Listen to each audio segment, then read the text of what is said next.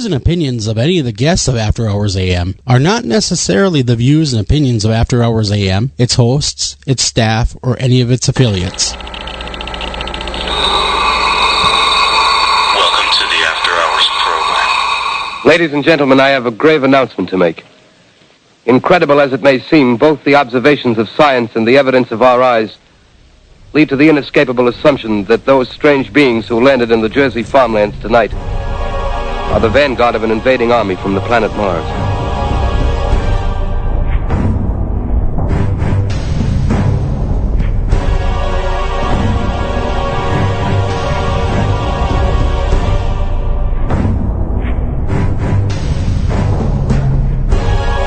This is the latest disclosure, a report from National Civil Defense Headquarters in Washington. It has been established that persons who have recently died have been returning to life and committing acts of murder.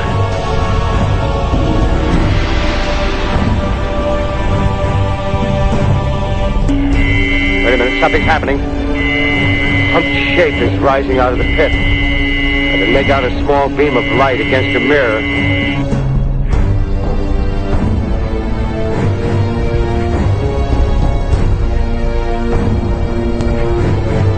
Welcome to After Hours AM Deeper Cuts. Cutting deep into what skews.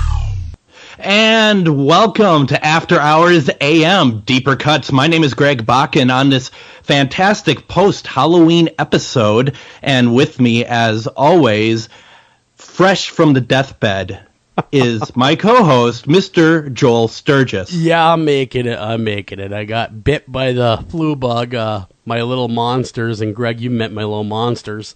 Wonderful children. Oh, thank you. They're wonderful sometimes, except for when they bring home diseases that potentially could murder me. So, yeah, I am a little bit under the weather, so, I am here, and we got a great show on tap. We do, and I just want to let you know, Joel, as a public service, I do have the phone open right now, and it's dialed 91. You just give me the complex code of numbers that I've emailed you, and I will make sure that someone comes to your area and Greg, there's no way takes care of you. There's just no way I can remember 123 characters, man. Thank you anyway, and my copy and paste doesn't even work. Well, we just don't want anyone to intercept it and abuse the system. So, that you know what? True. That's just how it goes. So, okay, we are going to have quite the show tonight. The first half hour, we're going to go through some headlines. We're going to talk about some very controversial Ghost Adventures stuff that's been hitting the internet waves and the airwaves since last week, since our Halloween episode. But then our second half hour, we are going to be talking with Mr. Leon Pfaller, and he is the author of the book Bigfoot, Sasquatch, Resurgence of Native American Indian Legends. It's a retrospect, review, and reevaluation of various sources, fully sourced and in a chart-like format. This is quite the interesting book. And Joel, you and I were talking before the show. I think there's a lot to kind of figure out with this, because there's a lot of information in there. There's a lot to digest there. That's no doubt. And of course, the book really does hit the ground running. I mean, not a lot of pleasantries. It's boom, there it is. Yeah, and, it really is. And it's it's extremely interesting to look back and see how these things were reported and where they came from. And I'd also like to get, like you and I were talking, get to know Leon a little bit more. What made him want to do this? Absolutely. So, Joel, you know what I'm drinking right now? What are you drinking? A Roy Rogers. What is a Roy Rogers? A Roy Rogers is, and I don't know how many people out there know, there should be a lot of people. If you've ever watched American Dad, there's a whole episode about it out there. A Roy Rogers is a bit of grenadine with Coke or Pepsi. That's a Roy Rogers. That's how exciting my life is. No booze or anything in it? I would have thought. Well, then again, Roy Rogers is always PG friendly, so why would there be booze in it? I am currently sipping on 7-Up and a little bit Gatorade and water here just to see it, so my voice can keep up, guys. So if I do crack or sound like I'm on my deathbed, it's because I am. That's my death rattle. Thank you very much for listening. But I'll do my best to keep my voice a-going. Hold on, 9-1. Okay, I'm ready. Whenever. Okay, so I just want to make sure that we had that dialed in. Make sure that you're safe. Okay. So why don't we talk about what's kind of going on in the paranormal television community, as it were. Man. Let's do that. And if you haven't been on some of these sites and whatnot, I'll just read the article, and we're going to talk a little bit about it afterwards. Ghost Adventures crew has amazed fans once again with a paranormal investigating first. Well, I was never amazed in the first place, but okay, anyhow, keep going. Is that right? No kidding. The much-anticipated Halloween episode revealed a haunting investigation of the real Annabelle doll at Zach Bagans' new Haunted Museum in Las Vegas. The doll was brought in by its current owner, and Zach, along with Aaron, Billy, and Jay, were warned not to touch the evil doll. After an intense moment, Zach does touch the doll against all warnings. This is a real seedy read, I just have to say. And since has received tons of criticisms for doing so. So basically what Zach Bagans did, they said, do not touch this doll, and he did. So now Bagans is now speaking out to fans to share exactly why he touched Annabelle and about the repercussions of doing so. Sounds like a date rape to me. It's a very, you know what, I don't think it's written very well, to be honest. It really doesn't sound all that good. It's like he took Tony's daughter out and said, don't you touch her, and he did on the date. Hey, did you touch my daughter? Yeah. Come with me. Come with me. Paranormal Magazine addressed some of the allegations. It's allegations now. Wow. That Zach and Ghost Adventures crew, he just touched a doll. Why are they saying allegations? It sounds so ridiculous. Yeah. They now face, after the Annabelle investigation, they also shared details about her existence for those not familiar with the legendary Annabelle doll. Annabelle is reportedly the most haunted doll in the world and is dated back to 1970. She was taken into care by Ed and Lorraine Warren, as we all know who these wonderful folks are, after two student nurses, one of which was the original owner, were tormented by the doll, and many strange occurrences started happening, including the doll attacking visitors, moving to different locations or positions, and even levitating. Wow. Now, yeah, I didn't know about the levitating part, but me neither. But there you go. It could be Annabelle is reportedly so evil.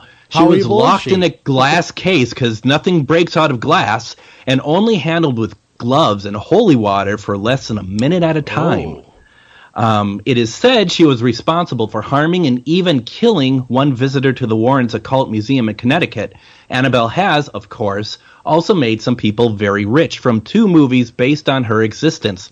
Tony Spira is now the official owner of the doll and agreed to allow Annabelle out of her case for Zach and the crew to investigate. Now, that's something I didn't know, Joel, is that someone else owned Annabelle. Yeah, evidently when Ed died, Lorraine kind of got in the business, so to speak, really, because do you ever get out of this business?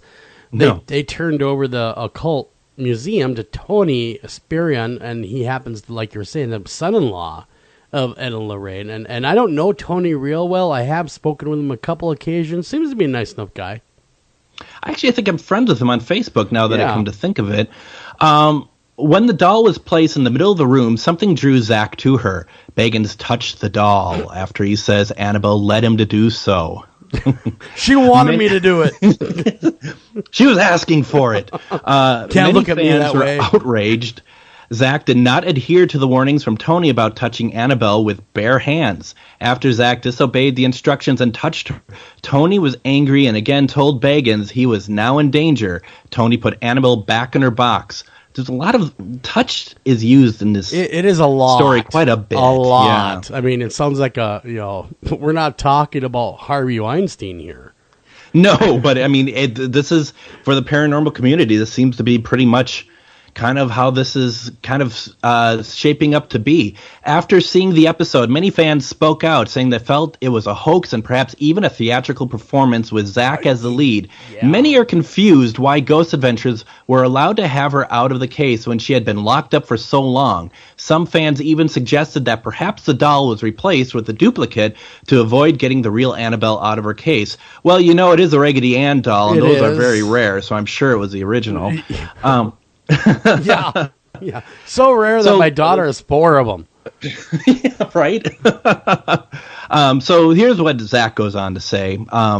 He says that he is 100% sensitive. I absorb and sense energies around me at a very high level, whether it's from living people, residual energy, objects, or from spirits. I've been like this my entire life. I am not a psychic medium, but I play one on television. No, he did not say that, folks. He did not say that. I am a sensitive, he said, and he goes on by saying, it's a rush, it's draining, exhilarating, it's terrifying all in one, depending who or what I'm in contact with. And he goes on to explain layers and layers of negative energy that surrounds Annabelle. Bagans then shares more details about the extraordinary evidence they captured during the investigation. Zach, who is skeptical prior to the investigation, says there was too much evidence to discredit Annabelle and the evil that surrounds her. Now, may I break this down real fast? Yes, absolutely. Please do. So here we have a Halloween episode that features Zach's new museum that he would love to have people go to in Las Vegas and pay money to get in. That is true. He wants people to show up, and I saw this episode, at least that part of the episode, because I have a hard time making it through an entire Ghost Adventures episode, to be completely honest with everybody. But hey, I did watch this for just so I understood what was going on. I get where people are thinking it was very theatrical, because it was. I mean, my lord. Oh, she's pulling me towards her. She's pulling me towards her. I gotta touch her. Tony, I'll give you whatever you want. Just let me touch her. Just a little bit, Tony. Just a little bit. And then what does he do? He touches her in the foot. Like, super fast. Like, boom. There it was. It was done. And then, of course, then Tony comes in, and I'm going to do my best, Tony. What the hell you doing there, Zach? What you doing now? I'm sure he'd love that. I had to touch her. Impersonation. She said, touch me. Now you're mocked. You understand? You're mocked. And that's pretty much how it went. Oh, that's awesome. I got to watch that. Here's the thing also, Joel. In my opinion, you're going to give something to Zach, like the Ghost Adventures crew, and tell him not to do something. I think the odds are, and this is Vegas we're talking about, I think the odds are in favor of him doing something that you don't want him to do. That's like giving a kid an ice cream cone and saying, whatever you do not lick that ice cream cone. Whatever you do, you will go to hell if you eat that rocky road. Now, I have seen a lot of people online being very, like they said in the article, being very upset that Zach ended up putting his hand on Annabelle's foot. And I personally do not see what the problem is. Number one, once again, it's Zach Bagans. You know that you're going to get whatever you don't want. I saw someone post on their own personal page. It's like, you know what, Zach did it to get people to talk about him, and look what we're doing now. That's exactly what it is. People have thrown the words about Zach Bagans, and again, we don't know him very well personally, so I'm not going to give my personal feelings, but people have used the words like egomaniac, theatrical, and bullcrap to describe what they witnessed on film. I mean, why would someone construct a fortune telling machine with your own likeness in it, with your voice giving fortunes? Why would you do that? I mean, right. Unless you're an absolute, and I have to agree with them, an egomaniac. Yeah, I mean, and you are the executive producer of the most popular paranormal show on television in terms of ratings. I don't condone it, but people don't turn in to see him not touch Annabelle. Exactly. I mean, my God, if we didn't touch Annabelle, people would have said, man, you're a wimp, Zach. Well, come on, touch her. And other people, now they're mad because he allegedly touched Annabelle, and they whisked Annabelle away into some type of weird box, and there's Tony Spira going, you mock now. You got slashes on your boy. So it's very theatrical-esque, and quite honestly, it's all very strange to me. It is. I think it's an overreaction. It's what they want, and I think there's probably a lot of people who watched the show and they were like, "This is awesome." Thanks. Really? Would you touch Annabelle? Yes, I would too. I wouldn't think twice about it. I'd take her home, lay with her for a little while, whisper sweet nothings in her ear, going, "Hi, Annabelle. I hear you can move things on your own." not in a dirty way. Because that didn't sound dirty at all. I know, it sounded horrible, didn't it? And, that was horrible. Quite honestly, would I be afraid of Annabelle? Knock on wood there. I don't have to worry about that. Annabelle, now that I've said something. But I think there's a lot of hype involved with Annabelle.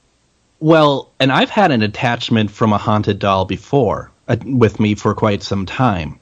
So Yeah.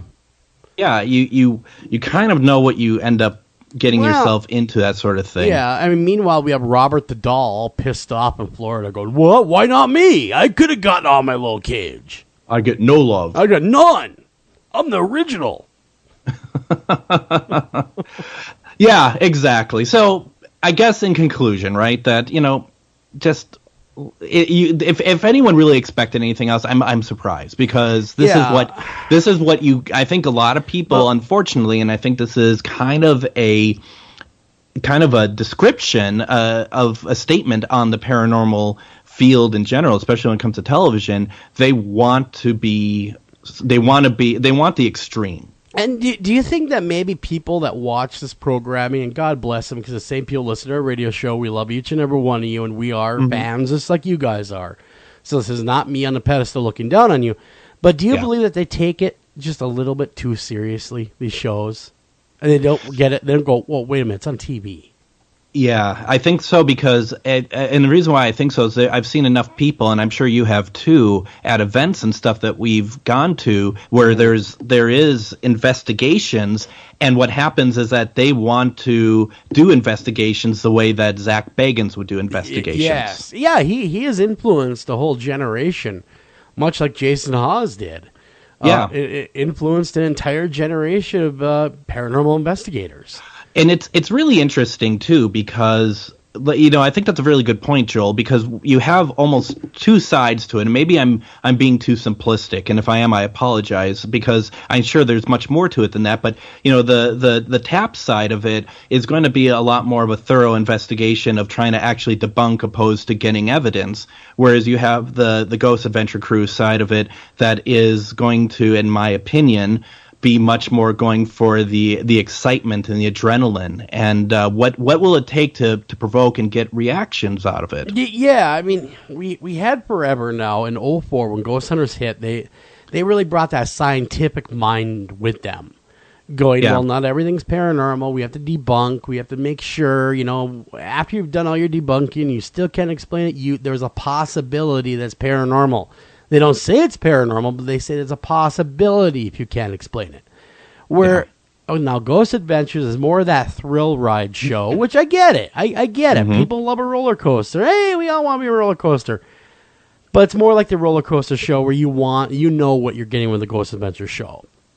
You're getting the, come on, scratch me, come on, that kind of stuff. Or, the provoking. In fact, he was the one to really bring provoking into the popular lexicon of paranormal investigating. And I think it's that, and also, the guy who is buffed, always wears black, and has that certain look to him that, I think a lot of people emulate now, for better or for worse. I mean, however you want to do it. But it's that badassery, in a sense, that, that kind of goes with it. And I personally kind of put that back to the Ghost Adventures crew. Oh, I would agree. I mean, not that there's anything wrong with, here's the deal, is when I was a kid, I wanted to be MacGyver. All right? Man, in fact, MacGyver only lived down the road from me, Richard Dean Anderson, man. That's right. Yeah, I wanted to be MacGyver in the worst way, so I emulate. Hell, I even had the official MacGyver Swiss Army knife. But was I truly MacGyver? No. But that's what you get with this, too. People emulating their heroes on television. Yeah. And here's the most extreme example that I have seen, and that basically is that you have a guy, and I'm not going to say his name, but you have a paranormal investigator who, whenever he uses an Ouija board, he cuts himself and he smears his own blood on it before he uses it. Who the hell are you talking about? That's crazy. It's me. No, I'm just kidding. It's not you. But I mean, there is somebody who does that, and you're just like, oh. I know you're not naming names. You got to tell me who this mental genius is when we're off air, because that's ridiculous. That's insanity. It's just one instance in a lot of things that you just scratch your head and you're like, boy. Yeah, I'm not sure that cutting yourself and then bleeding all over a Ouija board. Well, number one, it's really it's really irresponsible because you don't want to get the other people around you sick. That might be using it with you. Number two, it's like, really, it's a perfectly good board. Why you messing it up and staining it? Come on, man. Stop this. You put plastic over it? That's what I would do so it doesn't get onto the board itself. What kind of procedure does he follow to ensure no one catches the, whatever he may or may not have? Yeah, I don't know. I mean, it's quite bizarre, and I still shake my head. Now, were you there to see this live? I've not. I've had no desire to see it at all. So this is on television. You saw this on TV then, right? No. He is somebody who I know. Oh, you know him. He's in another state. He was on my show, on my old show. Interesting. See, I thought it was something that you'd seen on TV. I'd say, well, I get it, for the TV ratings. But this person does it for free? Wow. Man. It's an investigator, yeah, absolutely. That is absolutely ludicrously insane. Wow, yeah. Man, wow. And already we have our guest with us, by the way, and I just want to really quickly just say hello to Leon. Hey, Leon, how you doing, man? Pretty good. How's it going? Well, we are actually a few minutes shy. You're a little early, but that's all right. I'd rather have you early than late. We're going to wrap up the news here. It'll take us about another 10 minutes, and feel free to chime in on any of these news stories that Greg will be reading to us. Yep. We'll make you a part of it. Yeah, that was really enthusiastic, Leon. Can we try that one more time? Say, hell yeah. I got the book come over. That's okay. That's not a problem. We're going to move on to our next story because I think we've beaten the Ghost Adventures story I think we into the ground. So I think we did. So maybe Leon, this could have depending on what type of books you write afterwards, maybe this next story might get in some way. 7-foot tall hellhound skeleton unearthed near ancient monastery in UK. Now, known according to ancient texts as Black Shuck, a name believed to originate from an Old English word meaning black demon, the 7-foot-tall beast appeared as the bringer of death in many ancient tales over 500 years ago. Wow. During the 16th century, Black Shuck was feared by the inhabitants of modern-day UK due to the number of brutal deaths committed by a giant hellhound with reddish burning eyes. So now, over 500 years after the legend talked about the hellhound, archaeologists seem to have discovered the remains of the Black Shuck in ruins in Leiston Abbey in Suffolk, in a nameless grave 30 inches deep among several pieces of pottery surrounding the body. According to initial calculations, the remains belong to a male dog standing at least 7 feet in height, weighing around 200 pounds. Man, that's pretty incredible. That is that's a big dog. That's a huge that's a dog. Big dog. Better carry lots of milk bones with you if you run into that one. Is it possible that these remains belong to the legendary terror bringer that caused havoc among the population of East Anglia? The story of Black Shuck has to have originated from somewhere, and who knows, it could have originated from the dog which was buried here. Brendan Wilkins, project director of Dig Ventures, said, It's still an enigma why the remains of the feared Black Shuck rest under holy ground, despite the atrocities the monster dog had committed in the past. Well, clearly, Joel and Leon, I think that could very well be, if this dog truly was evil, you bring him onto holy grounds, they won't come back up. Or take him to Zach Baggins, he'll pet him. And put him in his museum. Put him in his museum, behind glass. That's right. Because everyone knows you can't escape glass. So yeah, that's right. That's what we found out. All those years. I'm sorry. I'm going back to it. Even when I first saw that picture of Annabelle 20-some years ago, I'm like, come on. Yeah, when it comes to haunted objects and dolls and and these things are all powerful, and they're allegedly can do pretty much whatever they want, whatever's inhabiting this particular object. Do you really think a little piece of plexiglass is going to stop it? Or does it go to the glass and say, oh, I'm stymied, I'm stuck behind this 89-cent glass? No, I just don't think that's what's going to happen. What's going to happen is be like, screw you and your glass, man. I care less. I can do whatever I want. So right. I think it's more theatrics than it is anything else, in my own opinion. No, absolutely, and I'm sorry to have brought us back to that. I thought it was truly done, but I just I had sometimes more, you have to go more back. anger, Joel. Just a little more anger. You're very angry tonight about that whole situation. Let me tell you, It's a conundrum to be sure. Yes, it is. Okay. Let me finish the story about the Black Shook before we go to break. Because now we're going to talk about, real quickly, Reverend Abraham Fleming, and he wrote a book called Strange and Terrible Wonder. And what he writes in it is that this black dog, or the devil in such likeness, God he knoweth, all who worketh all, that's how I wrote. I don't talk that way. Running all along down the body of the church with great swiftness and incredible haste among the people, and a visible form and shape passed between two persons as they were kneeling upon their knees, and occupied in prayer, as it seemed, wrung the necks of them both at one instant, clean backwards, insomuch that even at a moment where they kneeled, they strangely died. So radiocarbon testing seemed to indicate that the remains of the beast correspond to the time when the Black Shook was terrorizing the population of East Anglia. It seems that not all legends are just legends, and despite many who believe that mythology is far from reality, this time science has proven it is not. The only question that remains is, what else is considered a mythology when in fact it is ultimate reality? And you know what? Honestly, that does fit very nicely into what we're going to be talking about with Leon here in a couple of minutes. Yeah, very interesting that they're unearthing this. What a discovery, number one. Number two, that's a big damn dog, man. I mean, there's got to be more to the story, because dogs just don't get that big. I'd hate to run into a dog like that. I would too, especially, That big. Yeah, I'd be putting a pork chop in your pocket, Leon. I'd be running the other way. But, that's the thing. There's a whole lot of... Thank you. Yeah, not a problem, man. Not a problem. I'm always there to serve and help you. But, you want them to like you after all. But then the story that you had read... it really gives credence to this thing existing. To what capacity? Who knows, truly. But they did find actual remnants of this creature. They did. And go ahead, Leon. Sorry. Do you think it's something from the Ice Age, maybe? Real big dog survived. I don't know, one of the last ones.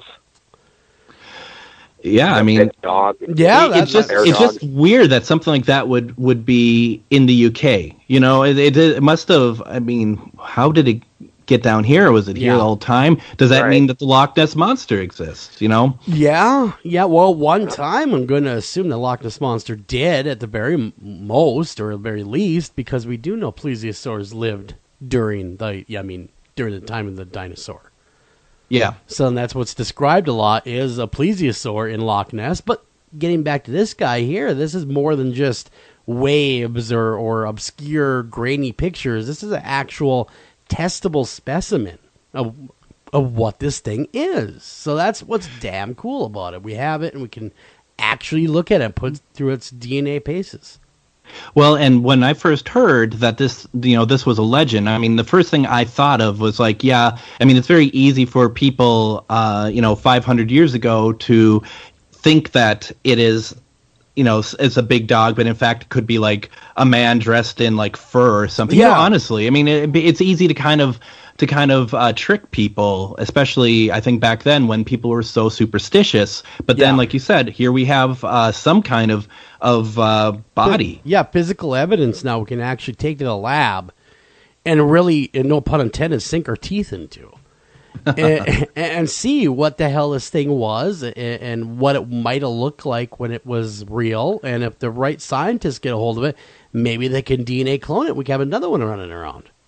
That's what I'm hoping for. And Sounds like a nightmare.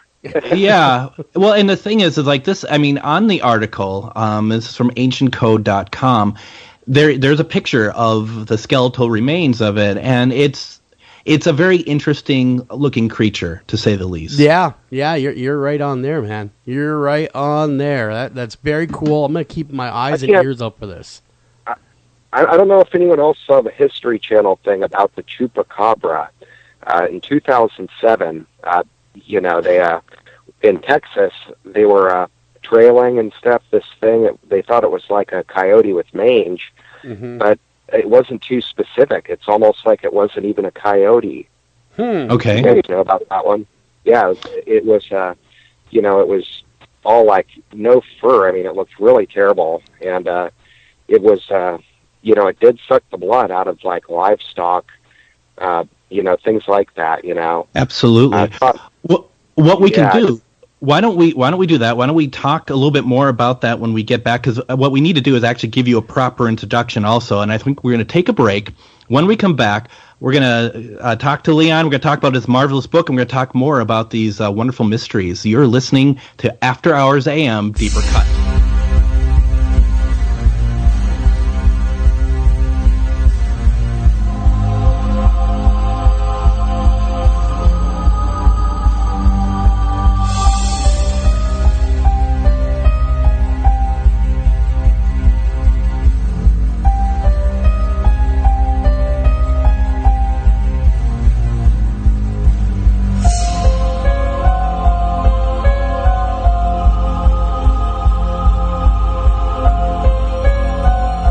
You're listening to After Hours AM Deeper Cuts. Cutting deep into what skews. Hi, Tom Bodette. If pop culture is to be believed, roughly 40% of all people are actually vampires, or dating one.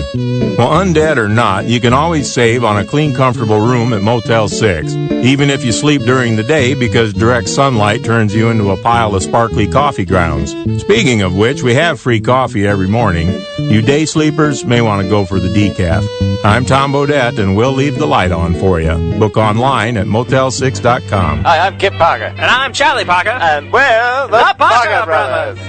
Hey, Charlie, what's missing from our game catalog? I don't know, Kip. Tell me. Well, you can't talk to the dead. You sure as hell can. That's why we got this brand new game called Ouija. Ouija? Well, break that down for me. Well, it's Wii because you're having a great time. And G, it's because G, aren't you having a blast because you're having a good time with the Wii. It looks like it smelled like a Chinaman got caught in there. Don't question it. Well, Ouija, Kip, tell me about it. Well, inside the package comes a flat board with all the letters of the alphabet, numbers from 0 to 9, and a yes-no written out by itself. Well, that sounds like a lot of stuff going on. It's got a lot of stuff going on indeed, Charlie. It also comes with this planchette which hovers over the letters the dead are trying to tell you. Well, how does that work, Chip? Well, you ask the question, and then the dead move your hands in the direction of the answers. That sounds like a heck of a way to find Grandpa's slave money. Turns out it was in the attic. But the questions don't have to be as serious as slavery. You can also find out if Sally's got a crush on you. The dead like to answer all sorts of trivial questions. Feels like they'd have better things to do with their time, Kip. No, lost souls are lost forever, and they're really glad to help. Well, gee, Kip, can't you just get any sort of board with numbers and letters and talk to the dead? The dead prefer quality like anybody else. Quality you can only find at Parker & Parker. The Ouija board, brought to you by the Parker Brothers, available in both white and colored wallworks. Separate but equal savings. Author Steve Asher brings us Hauntings of Trilogy. Steve's first book, Hauntings of the Kentucky State Penitentiary. This first installment of the trilogy tells us the tale of the Kentucky State Penitentiary and why it's so haunted. With every turn of the page will be something new and terrifying. Pick up Steve's new book, Hauntings of the Kentucky State Penitentiary, at Amazon.com, Barnes & Noble, and all better bookstores everywhere. Taking a family of 5 to the amusement park can cost a small fortune. Oh, yeah. So to save some money, we thought, hey, let's bring the amusement park to us. Yeah. Go ahead. All right. Step right up, young man. Are you ready to ride the Wacky Waterfall? That's just the bathtub with the shower head running. Nope, it's the Wacky Waterfall. It's the shower, Dad. Waterfall. Wacky. There's an easier way to save. To get a free rate quote, go to geico.com. Then buy online, over the phone, or at your local Geico office. You were dead! That's how you died! I was faking. I used ninja focus to slow my heart rate down. What are you doing? I'm burying you. I'm alive! I'm alive! You're waking the neighbors! No. Shut up! No! Now I'm gonna play your drum set. Welcome to After Hours AM Deeper Cuts. Cutting deep into what skews.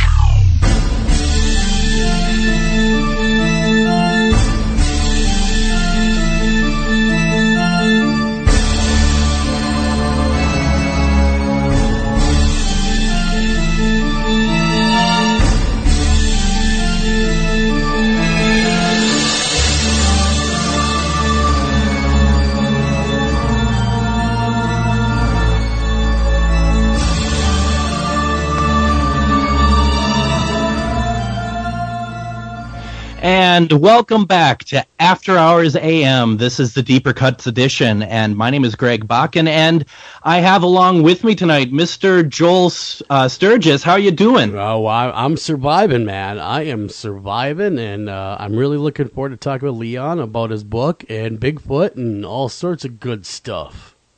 Well, then why don't we just get to it? Tonight our guest is Leon Pfaller, who is somebody who has stood silently in the inquiry of Bigfoot, Sasquatch in interest and observation. His observations had led him to go forward, staying out of field research and into reviewing various books on the subject throughout the years. This has led to reviewing much older books that have been documented from the Native American Indian perspective, which oftentimes have been recorded by various historic figures who couldn't really well understand the translation or the context of the stories that they were given at the time. They, however, did document these stories and include them, even though they didn't know the meaning, because they had still somehow felt that these stories were significant anyway. Leon, welcome to the show. How are you doing tonight? Pretty awesome, thanks. I appreciate you giving me that review. That's awesome. No, I mean, that's the thing. I mean, we have a lot of questions that they're gonna talk about tonight, because the book itself, there's a lot of information in it. I think before we get to the book, we have to talk about you first, because the book itself is a lot of reference material in a sense, and correct me if you don't think that I'm giving it the best description, but there's a lot of information about various types of... You're 100% right. I mean, and that's what it gives a lot of information, and for me to even talk about the book, I first need to understand what got you to that place to write that book. That's a good question. That started, it was after the housing crash. I had a sales job, and I lived in the San Francisco Bay Area. Not San Francisco, but I lived in the Bay Area, and it was expensive, and everybody wanted to save their mortgage. I was door-to-door sales, and no one was really buying stuff, so I had to go to, I started working out in Sacramento. That didn't work out too well. People were broke there. I started working out in Modesto. Modesto was all right, and, kind of made do, I guess. And I remember Lake County, the place, Clear Lake in Northern California, and I was, or further north, and I said, I should try that place out. It seemed like it was kind of an abandoned, highway that goes around a lake, and like a lot of people weren't home. And I started going there. It's a place to go to where people didn't really have much of a mortgage they were paying, and people, bought stuff at the door at a meat truck job. But it was in Lake County where I actually, had a few things I didn't even know were sightings. A lot of things that happened in life, didn't even know that they were sightings until I kind of reviewed my own life and said, hey, what was going on here? And one of these, to get back to Clear Lake in just a minute, there was a lot of activity there. There was a highway where the Humboldt Trinity Wilderness, I guess, goes into the Mendocino Wilderness. A lot of wildlife ends up right at the highway there, right at around Glen Haven, Lucerne, in the north of the lake. Okay. And but anyways, the one time I went to Silver Falls State Park. There was a family get-together there just east of Salem, and this was long before that time. I was staying in a tent, and I woke up around 3:30. I turned a flashlight on, and I was moving around, trying to get a blanket or something to keep warm. And I just felt like something was looking at me. Something was staring intently at me, and I thought it was one of my cousins, because I showed up kind of late, and I just thought one of my cousins is just staring at me, just can't stop staring at me, It's almost like you could move your shoulders and try to get the eyes to come off you, and they wouldn't. And I started to question in my mind, is there like a mental institution out here that someone broke out of, or is there a jail or a prison out here that someone broke out of? Why is it that there's someone who just feels like they want to get me, and I'm in my tent, And I heard, something like it matted on the brush, and I heard a little tiny twig or something snap. And I said, I'm just going to get out of my tent. I'm going to walk out with the flashlight. And I figure whatever criminal or whatever thing. And back of my mind was Bigfoot, but I didn't think of that like more coherently like I do now. It's just a lot of research and stuff, education in order to kind of get more of a survival sense, I suppose, in the outdoors. But you know, that Bigfoot was kind of like an option, but kind of like a joke, you know. But I got out of the tent. I noticed a feeling of fear or something like I thought I would feel, you know, a guy stepping out of a tent, you know, with a big light, you know, and I made it to my vehicle. And from Silver Falls State Park, I drove 3:30 a.m. in the morning all the way back to Portland, Oregon. That was an option for me. I could have went to the, you know, the townhouse and stayed there where my mom was at, you know, and so I just took off. But a lot of things happened to turn out to be sightings and things that I couldn't explain. You know, the last cement road in Glen Haven, right at the highway, you know, I think it's the 20, and there's another highway that goes through Hayfork and another highway that's known as the Bigfoot Highway, you know, way up north, you know, by Willow Creek, past Eureka. But this was the third highway down, but it's really the only highway that you have before the second highway up that's way 200 miles north or something. It's more known for Bigfoot. You wouldn't expect Bigfoot on the Highway 20, but my friend had a place, and we used to park across the street at an abandoned house on a driveway that kind of went up a hill. And I went to go use the restrooms, and this was the last cement road before the highway. You know, I basically took off to go use the restrooms at this dock they have. They have, you know, men's and women's restroom, and I went to use the restrooms. And when I came back, I was backing up into this driveway, and it wasn't much long after I was backing into it that I heard these crunching noises. And just sounded like in the woods or something? In the woods or something, or? Yeah, yes. This is, you know, the last cement road next to the highway. Yep. You've got the lake, then you've got the highway, then you've got the last cement road. Then you've got, you know, dirt roads, nothing but dirt roads past that, but not technically the Mendocino National Forest, you know. Lands that people own, you know, people have homes here, you know, so it's not the Mendocino National Forest, but it's at the end of the Mendocino National Forest. And, you know, when I hear this breaking noises, I mean, part of my logic is people are breaking up wood for a bonfire, and I had my dog with me at the time, and I looked at my dog and I said, oh, it's Sasquatch, you know, but I was joking. The next day I actually got out, and one thing I noticed when I went to the thing that I figured that was of interest, it was a pear tree. Almost all the pears were completely stripped up into a point where there was a back layer of pears. Whatever it was very thorough at getting all the pears, except for, or, you know, it coincidentally turned out like this, like it looked like something took all the pears except for the last one to the back. But then you had in the bark dust two big wedge marks, and they were farther than I could even spread my legs, you know, from foot to foot, still being able to stand. And I went to the corner of the house, and there was like a big heel impression, looked like a cannonball, like something had pivoted on its heel, you know, and you could see the brush of the toe prints, but you couldn't really see toe prints. That you'd presume they were toe prints.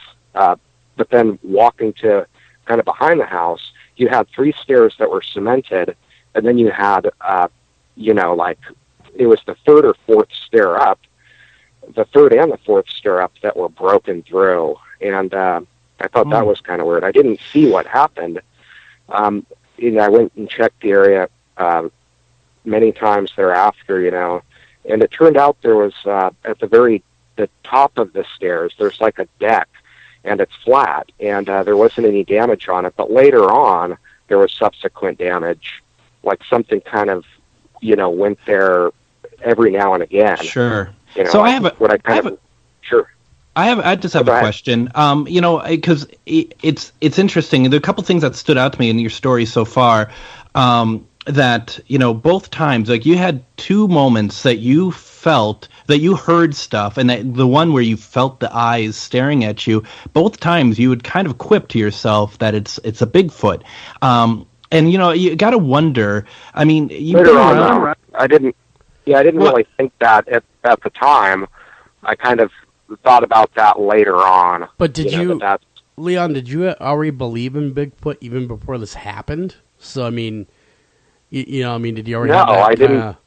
I didn't really catch on to Bigfoot until like 2008, 2009. That's when I was kind of checking out more of it on documentary TV. Gotcha. Someone gave me a book in like 2010, Yeti, Sasquatch, and Hairy Giants by David Hatcher Childress. And I was pretty impressed in that book. I mean, in Yeti, Sasquatch, and Hairy Giants, and I do review that in my book, Bigfoot, Sasquatch, Resurgence of Native American Indian Legends.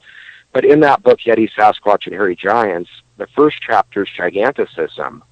Now we have people like you and I, but we don't always have, some guy growing 7.5 feet tall. Mm-hmm. But the first chapter in the guy's book was stories of giganticism. And, so that's something that's real. That's something that exists. People growing to incredibly large sizes, even way outside of like you don't usually get a guy from Asia being 7.5 feet tall. Yao Ming is 7.5 feet tall. You've got cases where people just grow really, really tall. So you already have the thing. You already have the thing where people are getting up there. They get real, real tall. But that's the question is why do we have something that's like a real, real tall person per se, covered in hair, trying to live like a wild animal? You know what I mean? Mm-hmm. Well, people do crazy things all the time, but I don't think that Yao Ming's going to be running around living in the woods or someone that tall. Right. Is going to, that would not be the norm. Sorry, I didn't mean to cut you off. I was going to say, that wouldn't be the norm. That would be, to see Yao Ming running around covered, I can just imagine him. Basketball career didn't work out so well. Oh, well.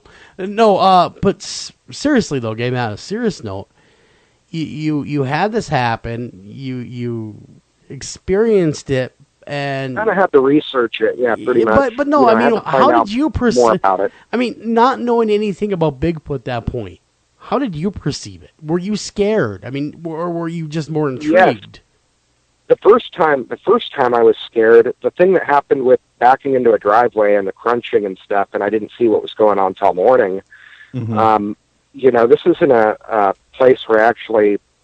One time, I got out with the dog, and I was walking, and I heard something moving around up there. It's like on a bluff. The driveway is like at an angle at a hill, but then the yard is flat. It goes out like a plateau, and there's a white fence, and so it kind of looks over you when you're walking on the road. So I was walking with my dog.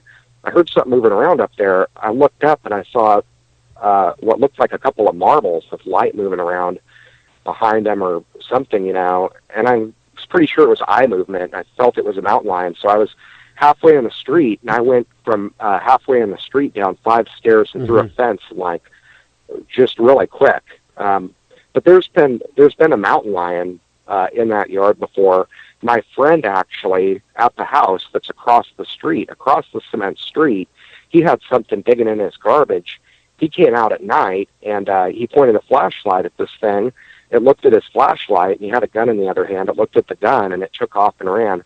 So this is an area at the end of the wilderness where it's not, it's private lands and stuff, presumably. But people are, there's already mountain lions and bears, in this area. Mm-hmm. But the thing, as far as the fear factor goes, the night with the breaking, I kind of felt like something was watching me, but I didn't feel like I was in danger. I'm in civilization. What's going to, hurt me? I'm on a cement road. But the thing at Silver Falls State Parks felt very, very weird. I've thought about it a little more recently, because I hadn't thought too much about it. But that's part of why I've kind of researched a lot of the stuff throughout history. And what you get is such a history of, like with missionaries that were talking to Native American tribes about, their beliefs and stuff.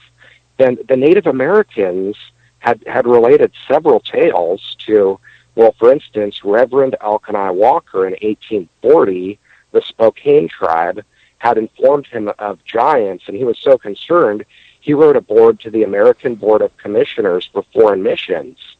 That's in 1840. Yeah. You got priests, and you got Walker from the Spokane. You've got Father Berard Hale, and he wrote Origin Legend of the Navajo Enemy Way, describing Big Yeti. That's actually derived from Yi Itsu. Well, wait a minute. Are these things violent, Leon? Are they violent? Are there a lot of violent reports? Because, I mean, why would they be scared of them? They should be living in harmony with them if they're so great and wonderful and purring. They pet them and say, hey, you're a nice Bigfoot. That's what I think. I mean, because you don't hear this with mountain gorillas and stuff. You don't hear this with primates. They're like monkeys. And, as kids, we love monkeys. I mean, funny monkey. But when you look into primate behavior, another thing that got me around to studying Bigfoot is seeing on Discovery Channel or National Geographic. I can't remember where I saw it, but it was monkeys that were just quite simply gathering fruit in a tree. And then chimps were looking at these monkeys intently, and then the chimps kind of went after the monkeys, and the chimps were going after the monkeys. Thank you. They were overpowering them. They were killing them.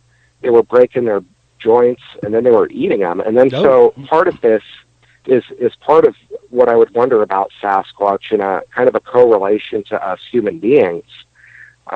Is it something like where we're a smaller, less powerful kind of a primate to this thing that quite possibly hunts? And when I was out there, I would working in a truck, trying to do a sales job that wasn't going so well. I would pull off the highway and I'd kind of take a look around.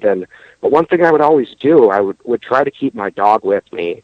But another thing is I would always keep an apple or something, because it was just always in my mind that if this is a primate, and if primates react in a way where even I've seen on early morning nature shows, some guys saying, oh, they're eating in front of the chimps are going to get jealous, these people don't know what they're doing.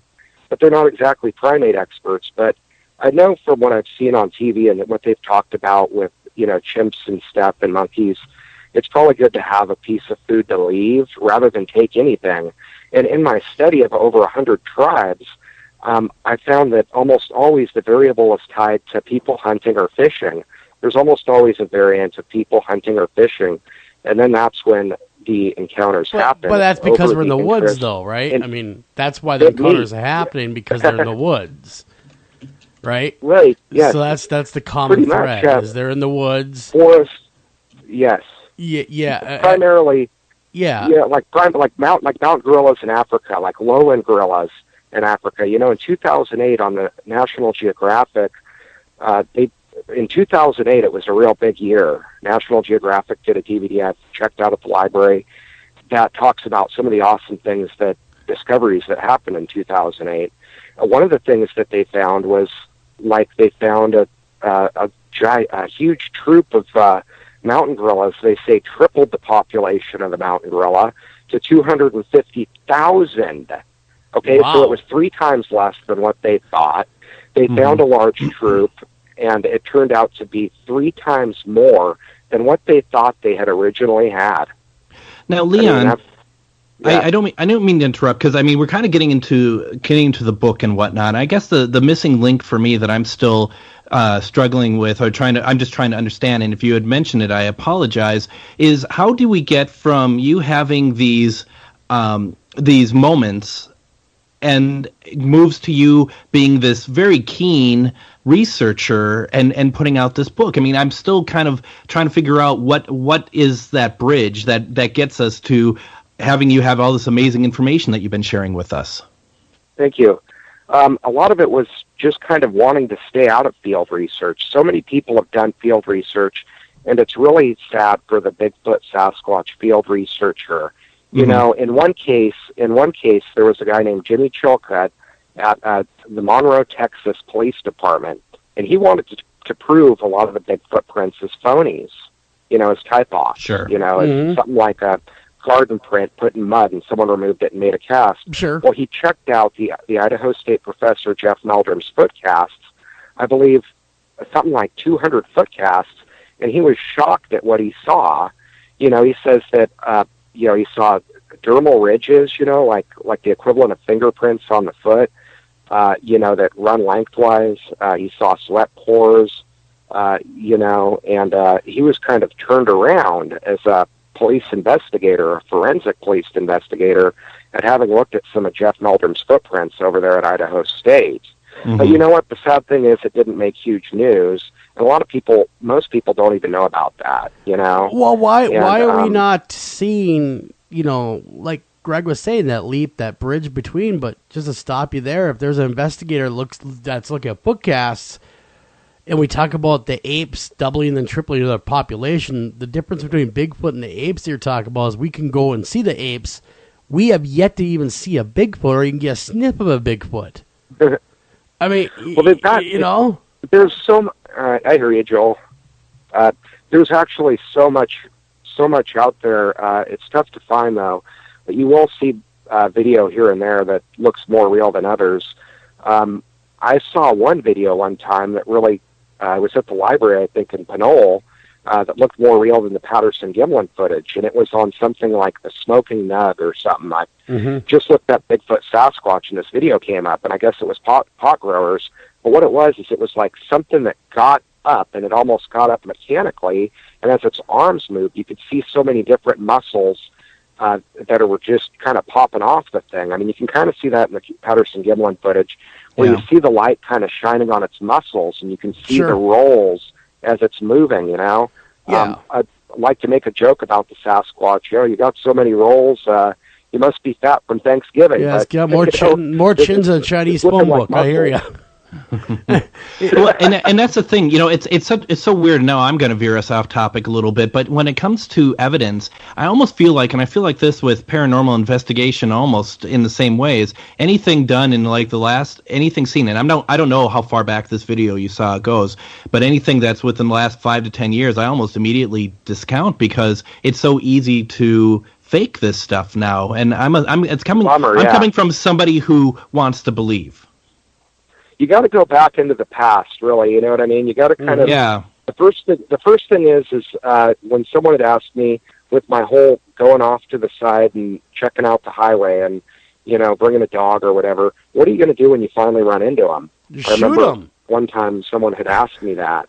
Well, I hadn't really thought too deeply about it, but then I started thinking about, well, what if I run into this thing, like a man, like me? Yeah. You know what I mean? But he's like 7.5 feet, 9 feet tall. A chest that, like some people have said, they've told me, the thing turned on me when I was heading on a dirt road, and my F-150, its upper torso, its chest was wider than my F-150. That's you think about that, creature. Like, what am I going to do when I run into this Well, thing? a lot of the popular theory is the primate behavior. Yeah, well, exactly, but a lot of people have said we need a body. So there are people out there right now actively hunting Bigfoot. In fact, Jim Lansdale is one of them. Yeah, from absolutely. Killing Bigfoot, had him on the show. There's a lot of pressure that these Bigfoot Sasquatches are up against. I mean, you got people that are, you told me about something. Maybe they're just doing kill missions on them or something, But you get all this stuff where the forest is burning down. People are going like hunting for them and that. But one thing that's interesting. Here in Oregon in 2014, we had like 5 different forest fires in the Cascade Mountain Range in Oregon, all burning up around the same time, And then, in 2015, we're getting all these people, going on falls and hikes, ended up at the bottom of a cliff, And you get stories when you get in the old books. You get like the Navajo. Have a story in Kathy Moskowitz Strain's book, Giants, Cannibals, and Monsters, that it just hides behind a bush and uses its foot to push people off. You get some of the tribes in Washington State. You get like the Yakima, that describe the Stick Indians, or the Colville, on the Colville Res, where a lot of different tribes exchange stories, and they've got these stories of Stick Indians. And part of what the story is that I've heard or read about more than once is that they'll use a stick to touch people with because they don't want to touch them with their hands. I mean, we're like more far out and out of the environment that they're in. They might not even want to touch us when you think about it. But another thing is the description of the Stick Indians was something that would press against a tent wall looking for when it presses and it feels a person sleeping there, and then it's not above lifting up the teepee or whatever and grabbing a person and taking off with them. I'm going to read just some of what can we go to break? Walker said. Yeah. Why don't we do this? We are talking with Leon Pfaller, the author of Bigfoot, Sasquatch, Resurgence of Native American Indian Legends. What we're going to do is we got a lot of cool stuff to talk about with this book. We're going to go to break. We'll come back. We'll continue our conversation. You are listening to After Hours AM Deeper Cuts.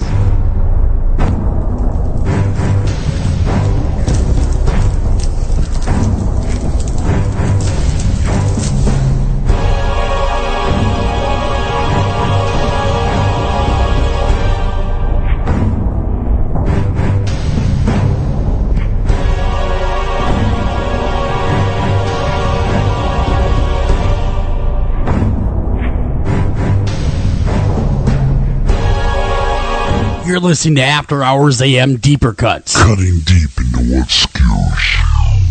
It's your ideas, work, and creativity that make it your yard. At ACE, we're here to help with hoses and sprinklers to nurture growth, gardening tools for the shape of good things to come, even the right fertilizer and bug killers to make the grass a little greener. You'll find it all now at ACE, your place, with everything you need for your yard, plus helpful advice, almost like we're right there. ACE, the helpful place. This is Jen McGowan, founder of Wayward Souls Promotions, a company dedicated to helping individuals, teams, radio shows, and others that are seeking exposure for their individual events, conventions, and shows. We offer a wide variety of advertising, such as web-based article, social media posts, podcast advertisement, and so on. Contact us at paranormalpromotion@gmail.com, visit us on Facebook at Wayward Souls Promotions, and visit our website at www.waywardsoulspromotions.com. You're listening to After Hours AM Deeper Cuts. Cutting deep into what skews.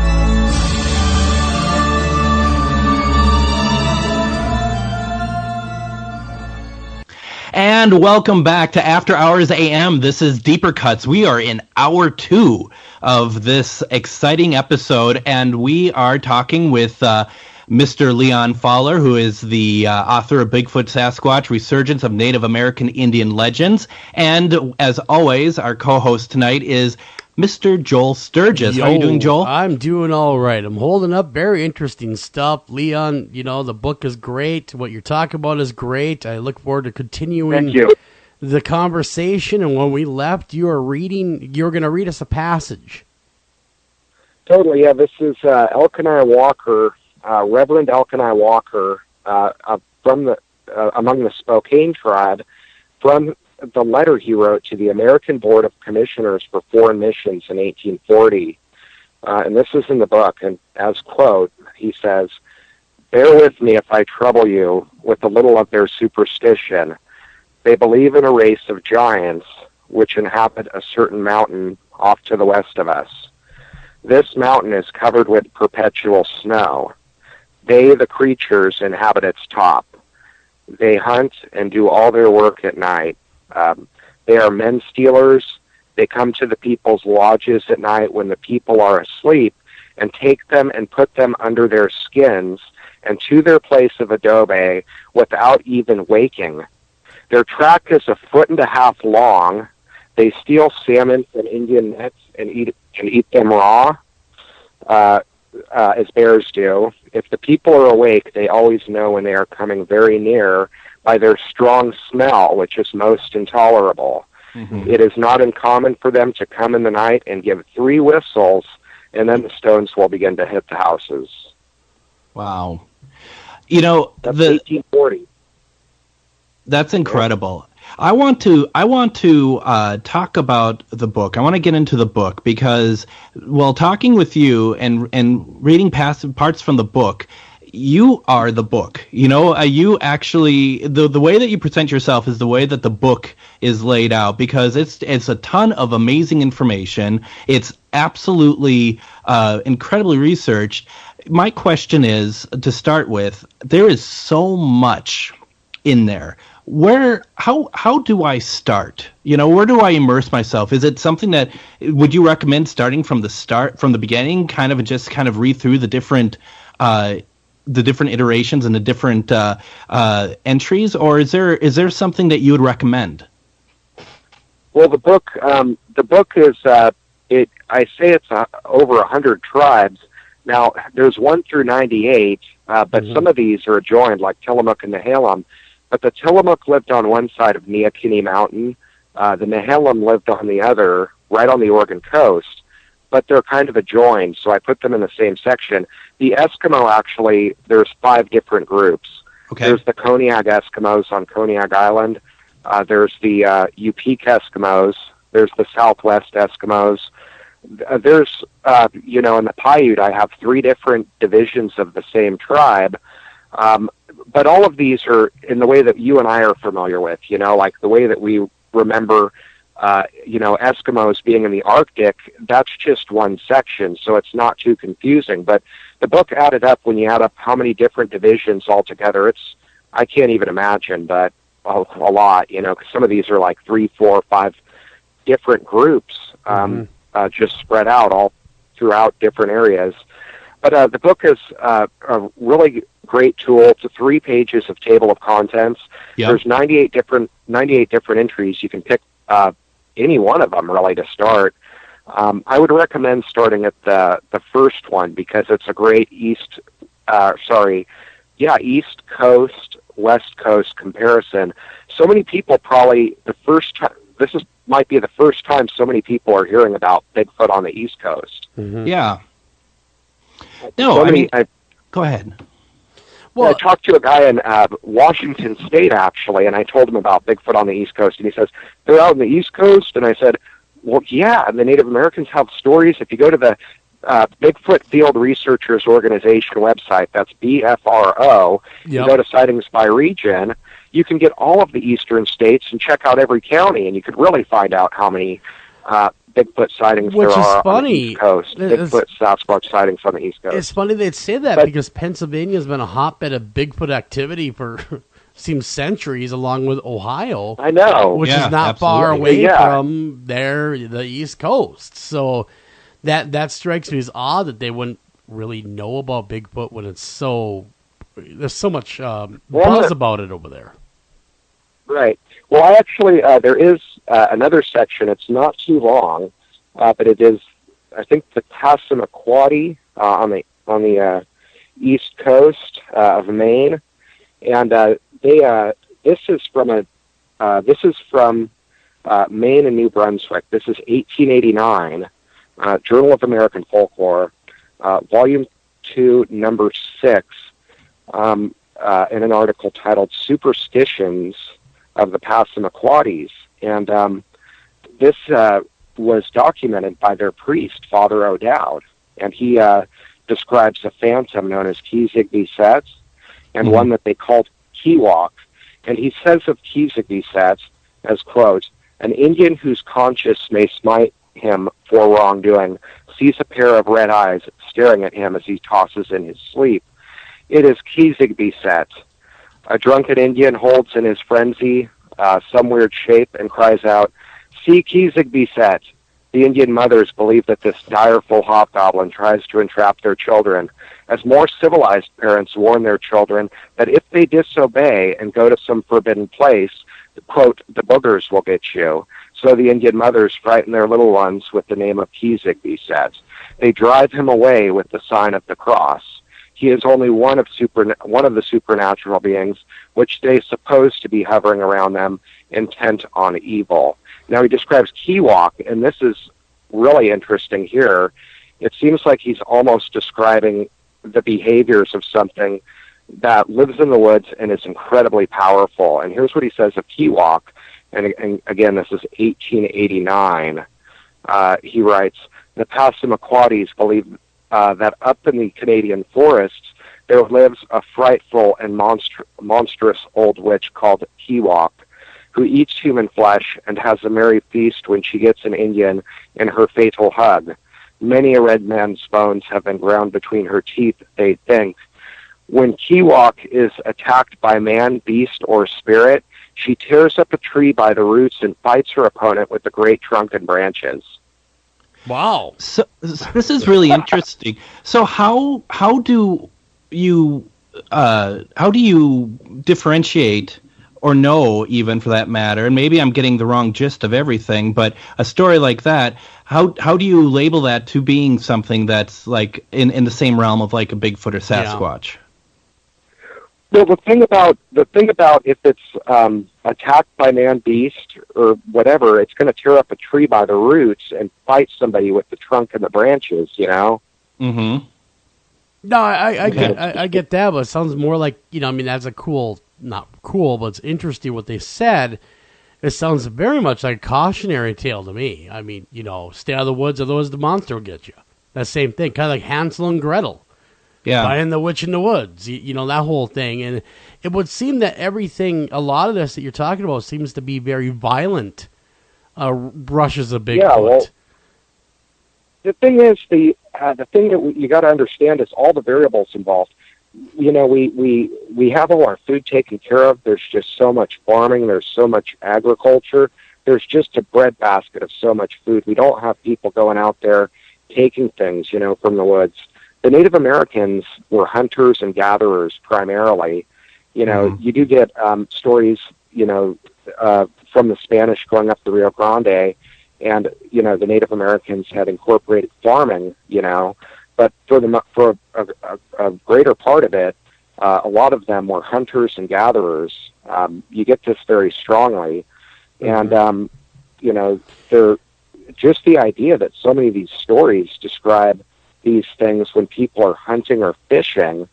Not so much the last story, but you get a variable so often where hunters, people who are hunting, somebody that's a lost hunter, has a story involving these things.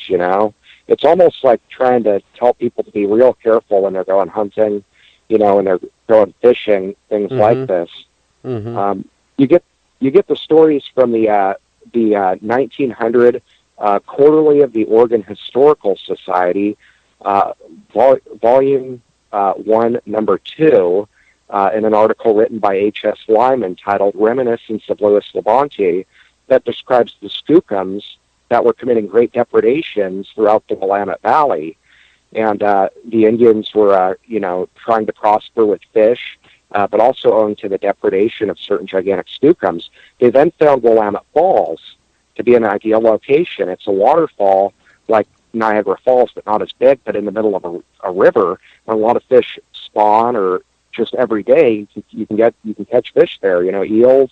The Yakima tribe still fishes there today, and they're not even, to my knowledge, one of the traditional tribes that fish there. Yeah. But you have stories told in the late 1700 settlers about the Skookums committing depredations, and even when they had their fishing villages, it didn't stop there. The Skookums were still committing great depredations over fish, and you get a number of stories, old Native American stories, where these things have destroyed the entire village. Sure. Again, we're talking about, now, did these Native Americans, did they ever go to battle with these things? I mean, obviously, they were probably at some point sick of them taking their children from their dwellings. Did you ever... So many stories. The Sidicas in the Paiute, the Paiute, one of the divisions of the Paiute describes in the 1883 book, Life Among the Paiutes by Sarah Winnemucca. She describes the Sidicas that would, dig trails or dig holes in the trails, and when the people would travel, they'd fall in these holes. The Sidicas would come and get them. The Sidicas were eating people, and so they found their cave, and according to the story in Winnemucca's book, they had yelled, hey, stop eating people like beasts. There was no response. They start putting wood into the cave, just like monkeys being handed something. These things were taking the wood like it was being gifts offered to them, putting it and stacking it away in the cave, and then they had enough wood in the cave, and then they yelled for him again to make some kind of a statement, and, they wouldn't eat people. They didn't. They set the cave on fire. They say that these things were killed from fire and smoke asphyxiation. Then you get the excavation by University of California, Berkeley in 1930s, where they had, in David Houcher Childress's book, Yeti, Sasquatch, and Hairy Giants, he describes a bunch of bones being pulled, supposedly a total count of like 60 skeletons. Oh, wow. And, where are these now? Do you have any idea where these skeletons are now? I saw on the History Channel, it was Ancient Aliens, and they were talking about giants and stuff. And Childress was at a museum, I believe, in Winnemucca, Nevada, where he was showing they only had a jaw left, the lower jaw, but he had showed the lower jaw in comparison to a human jaw, a mandible, a molding, and the one that was there at the museum, the one jaw that they had that was very big, was much bigger than the one that he had.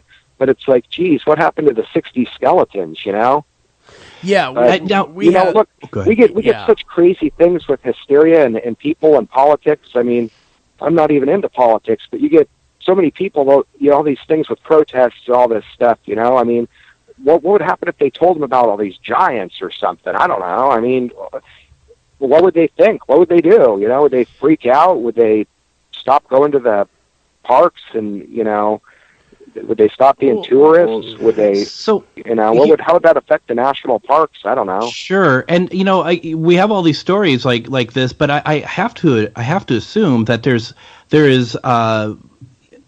there's history of some of these tribes that would revere these creatures or creatures like this, right? I mean, because Native American culture is very much, reveres nature, reveres everything around them. I mean, I can imagine something like this would be part of it also, right? Yes, absolutely.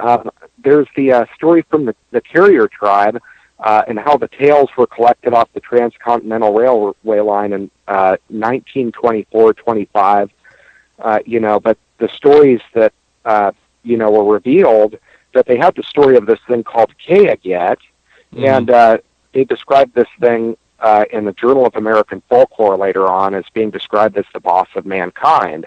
And they say, in the beginning, Utaki, the sky god, created for each animal species a boss of their kind that was more bigger and more monstrous than the original, and I put in parentheses, we have the examples like, the blue whale, Megalodon, the fossil evidence of Megalodon being like a giant monster shark in comparison to even a great white. We've got like the giant ground sloth that weighed 7,000 kilograms. I mean, that seems impossible, but it's in the fossil record, like presumably a tree climbing sloth, but it walks on the ground and it's 7,000 kilograms. But anyways, the story relates how these bosses then began to kill people, but in the belief of the Kayaget, they say only Kayaget remained the boss of mankind.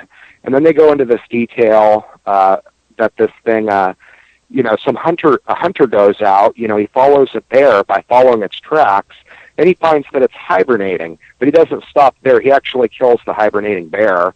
Then he, brings the meat back, gives his boy some of the fat, and takes off. When he comes back, he discovers that his wife is gone, and there's enormous footprints in the snow. He goes out and tracks her. According to the story, the Kayaget is roasting his wife on a stick. He supposedly gets the thing back, and this guy shows up. Wait, Leon, back up. This guy shows up and he's cooking his wife on a spit. So this is the stories that they tell. They're just describing it as just, the fear that they had of it. Someone's missing. There's huge footprints. Who knows what's happening? We can only imagine what's happening. We might tell the story in a similar way, but the way that they're describing, like big giant footprints in the snow, the wife's missing, 25% of these tribes in over 100 have stories of these things kidnapping or actually abducting people. Yeah. There's always that reminder in the story, Yeah, I mean, it's all very interesting, and you went through painstaking links to write this book. I'm curious of whether any of these artifacts that were unearthed in the 30s and when they put the railroad through, did you make an attempt to find out where they're housed, if they're even real? You mean the tribes? No, I mean the actual evidence of Bigfoot, because you'd mentioned that they dug the skeletal remains, right? Yeah, the bones that were stonewalled. There's another bone story. There's another bone story I put in the book. That's, get this, you know this. It's from Buffalo Bill Cody's autobiography titled Buffalo Bill, and he mentions they were at a camp in Nebraska, and a Pawnee Indian shows up with a giant human thigh bone, or what looks like a giant human thigh bone.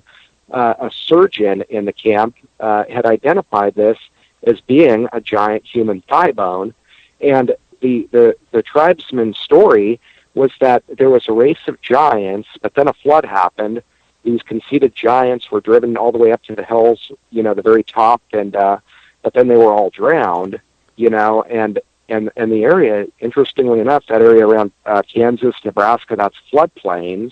Yeah, I mean, where they have this story of giants being killed by a flood, but then they still have the bones there, supposedly. Yeah, I know, and that's great, but did you go looking for the bones? No, I didn't go looking for them, no. Just not me, no. Yeah, I mean, call up the Smithsonian and say, hey, y'all got any Bigfoot bones? There's a lot of stuff that suggests a lot of these bones. There's other researchers. Have you talked to them about what they think about the bones or where the bones went? Yeah, they most of the people that we do have on the show, we've had a lot of but I've heard about the Smithsonian. I heard you bring that up. And actually, we had, going back to what you're talking about, we had the Finding Bigfoot guys on the show. The Fiera guys, and they both describe the Smithsonian having bones. And I was curious of whether or not you actually went down that rabbit hole while you were doing the book, just to verify, does the Smithsonian have these bones?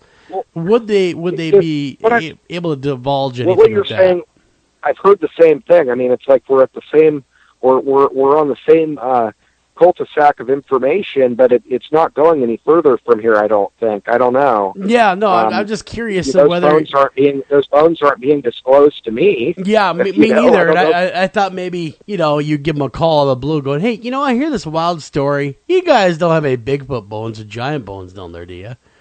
Just to kind of rattle their cage a little bit. They might have said, well, now you say something, Leon. Yeah, I think we do. You just never know. Maybe no one's ever asked. You never know. Yeah, I'm sure everyone's asked. But what I'm saying is, a lot of times you're writing a book, you have to do that. You have to beat the pavement a little bit. Everyone that we talk to about books, they say, you have to beat the pavement and really do a lot of the research to verify that the research that you're reading about is factual. Is, I guess, long story short. Right. Well, I've gotten, I've looked into a lot of the stuff that, David Paul Leeds, he does the Missing Persons books, the Missing 4-in-1 series.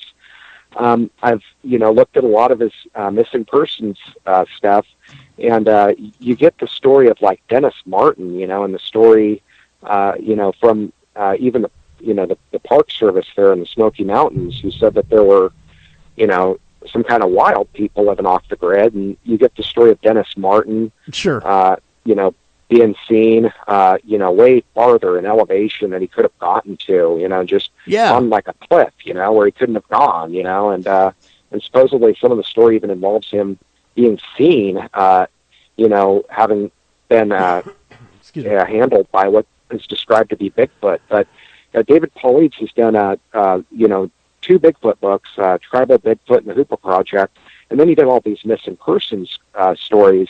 So part of the thing that I was thinking is, do a lot of these Missing Persons stories kind of correlate with, with Bigfoot? And a lot of my research is, what do the Native Americans say about Bigfoot or Sasquatch? Given the whole primate thing, what's going on with the variable that the Native Americans say? Well, Yeah. And that's the question that I have then is, in your opinion, on your view of what you did your book on, are you more interested in the stories that have come from these tribes versus whether or not Bigfoot or Sasquatch exists? Well, you get well, I'm pretty sure Bigfoot or Sasquatch does exist. I mean, you've got way too much saturated history of it. So much history. You've got sightings by law enforcement. Now, I don't know if any law enforcement who's ever made a report of Dogman at all. I don't know if you know of one. But from the book, and I wasn't even looking for law enforcement detail, but I've written out a list here of all the law enforcement-related material I could find in my book that just coincidentally happened to be there. And from the Lumi tribe, you get Sergeant Ken Cooper exclaiming he had seen what's described as Bigfoot or saw Sasquatch. And this is actually in a 10-year period, where there was over 100 sightings on the Lumi Res. And a lot of this was directly, quote, Bigfoot. It wasn't called Hama or Skookum or, Kiwak or anything like that. They specifically called this Bigfoot in relation to fish. Yeah. In relation to the fishing on the Lumi Res, just like all the old dated stories describing what wasn't even called Bigfoot at the time. But as far as law enforcement, you got Sergeant Ken Cooper saying he saw one on the Lumi Res. You got the Apache Nation police reports, the actual tickets that are in David Hatcher Childress's book. I didn't photograph them or anything, but I'd included the information that there was Apache Nation police reports. There's also from the book Mysteries and Legends of Montana. There's the story of the kid who claims he saw Bigfoot, right, and a three-toed footprint. And then the local sheriff has him take a polygraph test.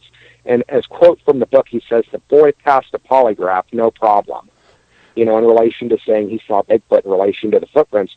You've got Bruce Farabee, who wrote Off the Wall Death in Yosemite. Now, Leon, I got to ask you, otherwise I'll be beaten about the face and neck by the listeners. Did you ever contact any of these law enforcement officers to get their story directly? I didn't contact them directly. No, they had direct quotes in periodicals. I can get you, there was 3 different periodicals that the Sergeant Ken Cooper account was in, and it was his direct quote and information that was in there. I don't see how anyone could be lying about that. Do you? Yes, people lie all the time. Yeah, I don't think the newspaper people are going to be lying, though, Well, what I'm saying is a lot of that now is misidentification. The thing is, it gets to the point of ridiculousness with the whole misidentification thing. Some of the stuff with Joel Nickel, what he's trying to suggest about that these are all bear sightings, and people are seeing bears on 2 legs, really. But, they're not describing as seeing like a bear on 2 legs, like a head like a bear or anything. Yeah. They're describing as something giant and man-like. The interesting thing is when you get so many of these tribes talking about bear men, bear women, bear men who had abducted regular women from the tribe and then later half human children that were birthed, But you get 3 different periodicals from the Lumi in regards to Ken Cooper and his account. You actually have the, hold on here. You have the, bear with me, the Vancouver Sun. That's November 12th, 1975. The Wednesday, November 12th, 1975, San Francisco Chronicle. And the Seattle Times dated Saturday, November 15th, 1975, in relation to Ken Cooper's account. Absolutely. But it said that there was several, quote, several sightings on the Lumi Reservation by law enforcement. The only person I mentioned by name specifically is Sergeant Ken Cooper. Yeah. But you get so many tribes suggesting the abduction of women by these things. And there's also in the David Paul Eads books, the first ones, Missing 411 Western United States and Canada, Missing 411 Eastern United States, the screams and yells scenario, the scenarios where there was screams of the victim heard before they disappeared. And the variable with that, I think, is like 6. There were 7 different accounts in the book that were like that. 6 of them were 2-year-olds, like Dennis Martin. So you get a lot of stuff that really kind of corroborates that, runs together really well when you look into the historical angle. No, I think that's the angle people got to look at. I mean, you could bring in 400 footprints. You can show a guy 400 footprints, and just another day goes by. But as Lucy Thompson says in her 1916 book, I hate to cut you off, but we got to run ahead. to break. We have to run to break. Okay. And Greg, you ready? Are you ready to go to break, man? We're ready to go to break. So what we're going to do is we will continue our discussion with Leon, and we're going to be back in a little bit. You're listening to After Hours AM Deeper Cuts.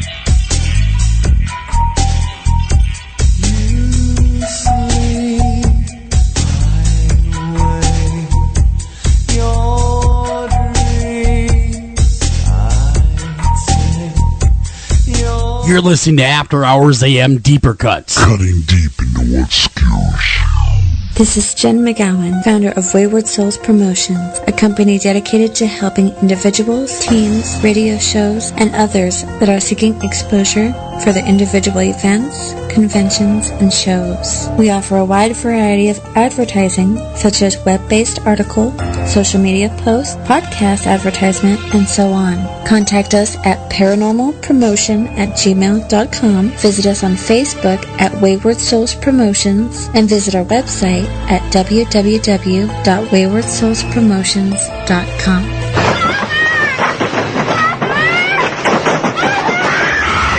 In 1999, The Exorcist was voted the scariest movie of all time. Your daughter doesn't say she's a demon. She says she's the devil himself. Entertainment Weekly calls it the most viscerally harrowing movie ever made. That thing upstairs isn't my daughter. The most electrifying movie of the 20th century is now coming back to theaters. Where's Reagan? In here with us. Author William Peter Blatty and director William Friedkin have created an expanded, thrilling new version of The Exorcist with footage that has never been seen before. She needs a priest. Don't miss The Exorcist in the version you've never seen. Possessing theaters everywhere. Rated R, under 17, not admitted without parent. You're listening to After Hours AM Deeper Cuts. Cutting deep into what skews.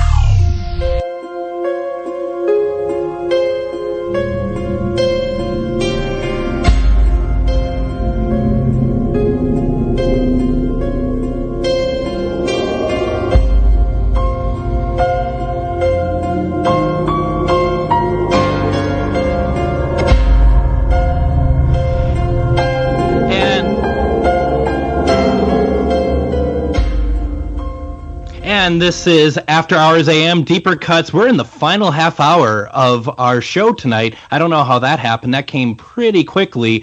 With my co-host Joel Sturgis, we are talking with Mr. Leon Pfaller, and we're talking about his amazing book, Bigfoot, Sasquatch, Resurgence of Native American Indian Legends. And I have to be very honest here that we haven't even gotten into this book really at all. There is so much information in this book that we want to make sure that that there. I mean, this is a very thorough book. Leon, how can people get a hold of your book?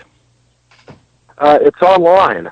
You can buy it with a credit or debit card, maybe even PayPal. It's on Amazon for now, and it basically works, just like buying anything else. As long as you got a card, you can grab the book on Amazon. As far as the book goes, you brought up a very valuable point. I may not have called back. The Loomy sightings on the reservation were from 1967. Sure. And I think I found specifically that Sergeant Ken Cooper is no longer around. It's a long time ago. Yeah, I don't think he is. But you get where I've cross-referenced so much, it's not even funny. Where I not only just get the pieces of information that are descriptive of Sasquatch and telling us more about its behavior, its interaction with people in its own environment, in the wild, as these things are. But I've actually looked into like the place names books, the map books. There's a number of place names based on the history of Bigfoot in North America.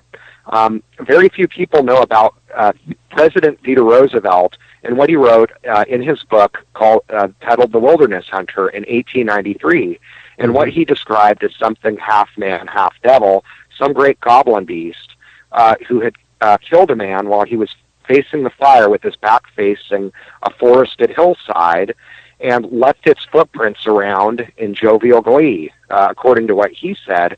But there's some place names that may be associated with that. It's on the,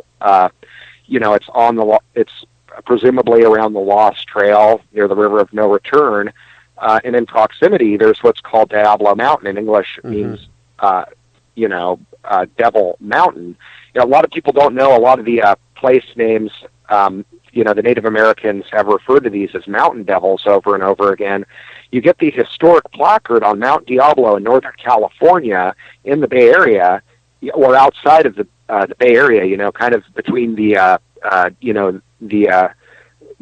it's a mountain and it's kind of between the Delta and the Valley. But, it's a mountain that's about 3,800 feet, little more.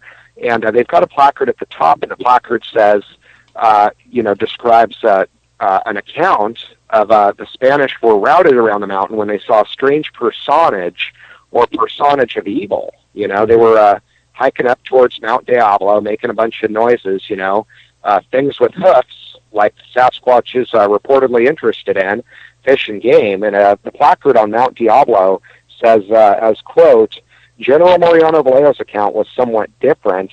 In an 1850 version, Vallejo placed the incident at the foot of Mount Diablo, claiming that the Spanish were routed when an unknown personage or evil spirit appeared. In 1914, Vallejo's son Clayton made his father the hero who lassoed his agent of his master, the devil. But the second part is quite honestly made up, because it says that Vallejo's son had made it up. The second part, General Mariano Vallejo, his account is actually having seen something when the Spanish were trekking around the base of the mountain, which is pretty interesting. You also have a pictograph on this mountain that has wide shoulders, head without a neck, going down to a lower body in a squatted stance. What appears to be like a worn fish or something by its side. Sure. But this is actually lower down the mountain. You also get in the David Paul Eads book, Tribal Bigfoot, the approximate elevation of about 2,400 feet being a somewhat major factor in a lot of the Bigfoot sightings. So even though this history is on Mount Diablo, only 3,800 feet, you get even more recent data from over 350 sightings reports that suggest that the approximate elevation of a lot of sightings is around 2,400 feet, give or take. All these sightings throughout history, it begs the question, where are they today? Why are we not seeing them? How are they so good at hiding? I mean, really, by this time, a lot of people are going, well, wait a second here. We've expanded so much as a people. Our Western, Can I tell you where they are this time of year? Yeah, tell us, because that's the biggest question for everybody is, well, where are they? Obviously, there's got to be one dumb enough to step on a highway to get hit by a car at some point. Right. And you've got stories like that throughout history, where these things have been hit on the 101. The story of this thing actually damaging the truck so much, it made a big V inside of the truck. You get these stories throughout time, but I've not looked into them as much. The interesting thing is how there's so much scattered history of the Bigfoot Sasquatch. You can go ahead and try and study the Native American Indian legends, try and see how this thing interacted with them in the wild environments that they were in. But where are they hiding right now, Leon? This time of year, where are they hiding? Okay, in your opinion, I've got the absolutely. I checked out on the Bigfoot Field Researchers Organization page, sightings by region, Kern County in California, and on this page there's 12 sightings reports from fall of 1976 to January of 2010, and who knows how many weren't reported, but it says of these 12 sightings, it's the southern Sierras around just above kind of off to the side of Bakersfield. So a much warmer part of the mountains, presumably foothills. Again, that 2,400 feet elevation, that foothill idea. But the sightings were from September through February. So from 1976 to 2010, we have 12 sightings from September through February, and I think it's like 11 of the sightings were in October. It's like 90% of the the sightings were around October. The month of October. But you get the Southern Sierras, Kern County, in the sightings by region on the Bigfoot Field Researchers Organization website. Mentioning how around fall, winter, you get a lot more sightings in the lower Sierras. That would make sense. I mean, you get a lot of the stories that the Native Americans have. You get stories from the Nisqually, from where the waters begin, a traditional history of the Nisqually, of these things coming in lower elevations when there's fish, salmon run. They describe these things being much closer to human areas when the salmon run is going on. Also lower elevations in the wintertime. A lot of these tribes describe these things as being Leon, a lot more of a danger to people in the winter. In your opinion, why is no hunter with a high-power rifle taking one of these things down? Awesome question, by the way. They got the new David Paulide's book, Missing 4-in-1 Hunters, which I haven't been able to get or check out yet. I'm so buried in materials that I'm looking through. But there's supposedly variables on that where there's, like broken guns and stuff and the hunter's missing and things like that. What I've got, on the East Coast, we've got the stories from the Iroquois. We've got the stories, and they're around New York State, Pennsylvania, the Iroquois, and then you get up in Maine, the Cree, and then up in Northern Territory, and then 800 miles south of the Iroquois, you have the Cherokee in the hills of the Carolinas. Well, anyways, these three tribes, which are all separate by quite a distance, by quite a ways, describe these things as rubbing their furs on the saps of resinous trees. It's described that they would rub their furs on the saps of resinous trees until they broke the bark, and then they're getting the sap, and they get the sap all over themselves. Then they roll and wallow in the sand. They do this for a number of times over until, after many operations of this kind, one would think that they were made of stone. So, like the Iroquois referred to them as Otnayura, which in English means stone giants. But like the Cree suggests that these things, the Iroquois suggest also that they might just roll around in sand. That would make their skin a little more tougher, a little more calloused. Well, like my original question is, why do you think that no one shot one yet? I mean, obviously, my 300 Winchester Magnum can take down an elephant. I'm sure I could take down a Bigfoot. For one thing, you're going to have to be able to see them in order to shoot them. Am I right? I would assume so, but I'm talking about the people that have full-blown sightings. It's just always not everybody would just want to start shooting at it, but you do get a number of stories, like through the Bigfoot case book, where hunters were hunting, they have encountered these things and they just unload on them. Yeah. One report I was reading about was two hunters, and they'd shot this thing in the arm as it was leaving. It looked at its wound, and then after it looked at its wound, it faced them, and then it ran towards them. Okay. And because that's always the biggest question. That's always, I'm sure you've heard that question a million times doing radio shows and stuff like that. Why has no one shot one? Why has no one done anything like that?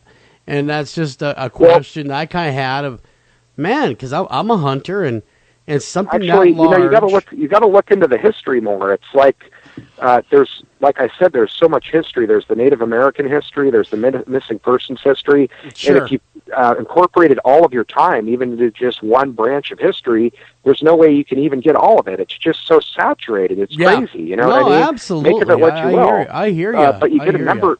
You get a number of the stories of people shooting at them. You do get the stories of people actually dropping them every now and then. Cliff Barrickman, according to him, I don't know if you've heard him talk, but supposedly he says that there's one killed on average of every 8 years. Have you heard that? I haven't heard that. Joel, let me ask you, though, as a hunter, what would you do in that situation? If I was in my deer stand and here comes a Bigfoot and it's meaning me no harm, I'd let it pass. Right. But if it became aggressive, oh, absolutely. It'd be on like Donkey Kong. No pun intended. Yeah. So Leon, they didn't. Sure. What is your favorite stories in this book that you've put together?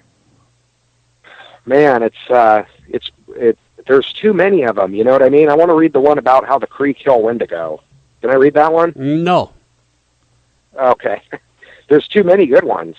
How the Cree tried to kill Wendigo. They put a woman inside of a trap with a rope to cut the log that falls on the creature's head, drops it to the ground. It just gets up and just shakes off the log and walks off. And this is like in a 1924, old story, But you get another story. That's the East Coast. You got the Cree story of how they tried to kill Wendigo.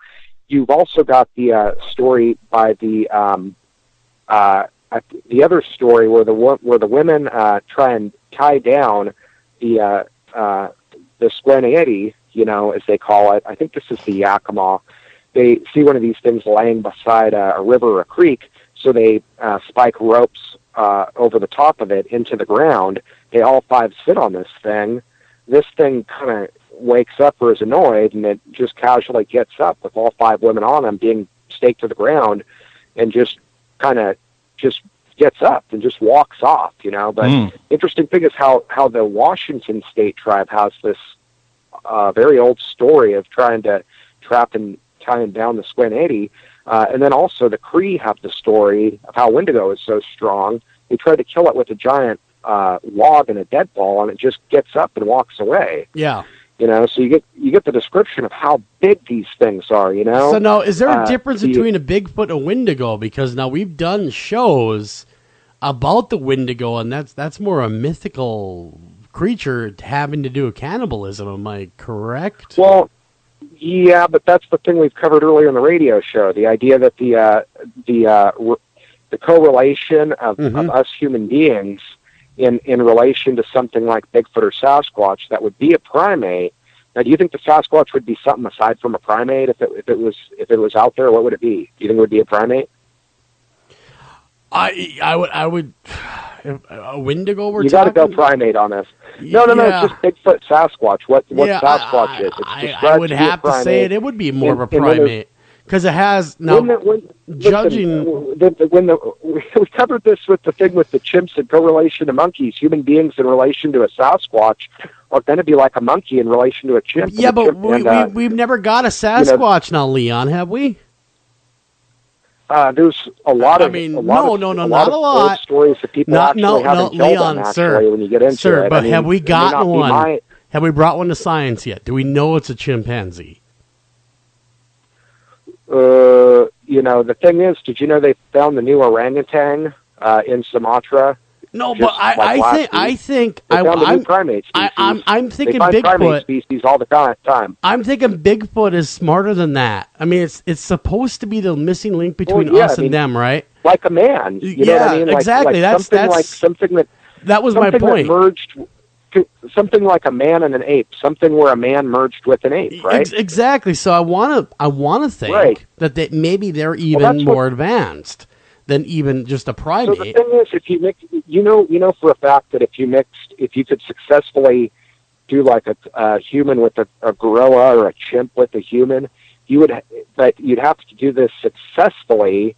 If you did and it worked out, it would be a lot more smarter than a chimpanzee or a gorilla would be. Yeah, it would be a lot more athletic than a human being would be. Exactly. That was kind of my point. How do we know it's a chimp? Because we don't have one. Go ahead. I'm sorry. I'll let you talk. No, what I was trying to say is I want to say that they'd even be smarter than a chimp because they're that missing link between us and them. So that's what I'm saying. Yeah, exactly.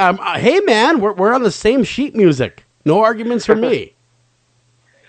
But yeah, the thing about chimps in correlation monkeys, chimps go after monkeys that are eating food. You got so many stories. Wendigo is described as maybe something that's just really hungry and it's going after people. And actually, you get the which tribe is it here that mentions in the wintertime the ferocious appetite of the Wendigo sets it into motion to even going after people and eating them. There's a lot less food and resources in the winter.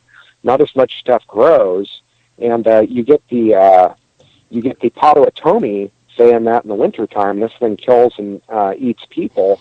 That suggestion is also with the Algonquin. The Algonquin had the belief in like a giant hairy human, like a giant hairy human, and they say that it would tear up the forest and it would attack animals and then go after people and eat them. The Algonquin stories of Wendigo are pretty much the same as the Potawatomi stories of Wendigo. I can't think of one good reason why we won't be on the menu, to be honest. So. Right. We wouldn't want to be on the menu. That's the thing. A lot of people don't want to think about that type of thing. But you also got the stories in the area that's now Los Angeles, told by the Gabrielino of the Toebie, or devil woman who was there in the area that's now Los Angeles, telling that to Spanish priests. So, you almost get it like where they're describing these things, but way before the cement, like in the 1770s, being in the area that's now Los Angeles. What do you think about that? Because we can't make up any rules for Mother Nature. You know what I mean? And the idea that Los Angeles didn't always have cement there, and they do have the La Brea tar pits. They've got dinosaur bones, presumably, there. Well, Los the Angeles idea of Sasquatch having one time been in the area that is Los Angeles because it wasn't all cement, Sure. At one time there was no Los Angeles there. Right. So that was all forest land that land. Stories describing these things in that area. Sure. You get the 1720s, the description from Father Lore from the Eskimans, Tados. I can't even spell it, but he describes in 1720s how this thing they called Atsen was like a giant hairy man that actually delivered a child, described to deliver a child in its mitten to somebody, actually restored it to the parents, which is pretty interesting, You get the stories of the Yeehaw or the Yahoo in the area that's the Smoky Mountains region, and some of the old folk tales that were told of that being described as like a hairy giant woman that lived in a cave, brought back bear and deer, for a hunter who was lost and took refuge inside of the cave. Again, you get so many stories with hunters, people hunting and fishing, and I just can't help but think that the whole thing of this thing being wired like a primate doesn't have anything to do with that. I think that the hunt and the activities of getting food, especially fish and game, definitely appeal to the interest of what's described. Now, Leon, so many. Any plans to put the boots in the ground and go on an expedition? See, I've been on a few of the expeditions. That's what I was going to ask next. Yeah. Well, I think the most important thing is kind of checking out the history of it. As far as expedition stuff, I think the whole thing where people go out in these big groups, you know what I mean? I think Peter Byrne even said, these guys who are going in these huge parties, going out looking for something, will just never get anywhere. And I think that that's probably a good source to realize that from. Again, a lot of the stories that you get from the Native Americans are like one person's story, and just mind-blowing stuff. Not so much the even two people. You get the story in The Wilderness Hunter, President Theodore Roosevelt's book, where the two men split up. It's after they split up that the guy comes back to camp, notices his friend with his neck wrenched back, 4 great bang marks in his throat, the big thing that had been standing on 2 legs, as Roosevelt describes. Part of me says, why would I even want to go there with, something described like that? You know what I mean? Like, maybe that's not the way to go. You know what I mean? Yeah, I've been out there with the BFRO. There's only 3 of us, and that's a very small group. We're split apart, and it's very interesting to hear what goes on. In fact, I did a little bit of Facebook Live with it. Remember that, Greg? That's right, you did. Yeah, we were actually out there looking for it, and it was a very pretty cool. interesting time, I must say. And yep. I think getting out there in the woods, though, for yourself, I think you would really enjoy it. I think that what I put in the book, what I accent quite a bit, the idea that so many of the Native American Indian legends suggest someone being like taken by these things, and then they had to fool the thing in order to get away. But it's like, how many times did it work, man? I mean, even Albert Ostman gave the thing a can of chew, and then the thing just eats the whole thing like it was regular food, not knowing it was regular food. And then after the thing ate the whole thing of chew, he's just like, what am I going to do now? Runs off, presumably going to the river, and Ostman is able to escape. John Willison Green had taken him, and John Willison Green has over 4,000 sightings reports. He is the graduate from both University of British Columbia and Columbia University, cataloged over 4,000 legit sightings reports, and he said that he had actually escorted Albert Ostman to sign a sworn statement with the Justice of the Peace in Fort Langley, B.C., over his encounter, to kind of validate it. Sure. You get the prospectors at Ape Canyon after they described this attack that they had with these apes. They later went to the make a report with the Cowlitz County Sheriff's Department, and all 3 of them did. And I've thought about going over there and finding out more about that or seeing what I could find. I just haven't had time for it. Well, I really think, Leon, though, really, you come this far, writing a book, logging all this information. I honestly believe that, if you're interested in doing it, you should take the next step, and I could put you in touch with people in your neck of the woods that could take you on an expedition. I really believe that you'd enjoy it, and maybe you would have a better understanding.